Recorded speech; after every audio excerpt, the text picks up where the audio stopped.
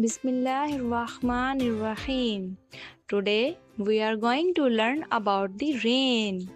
Do you know, kids, what is rain?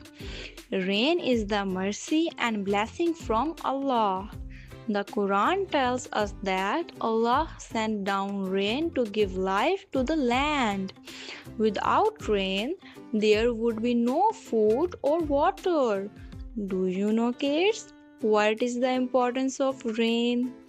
Rain is the sign that Allah loves His creation.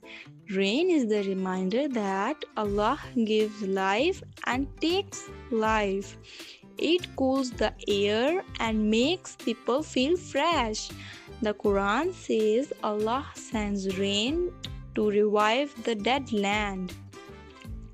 Prophet Muhammad ﷺ would make dua when rain fell, saying, "O Allah, make it a beneficial rain. It makes the earth green and alive." Every child who sees the rain should remember, Allah Rahman is most merciful.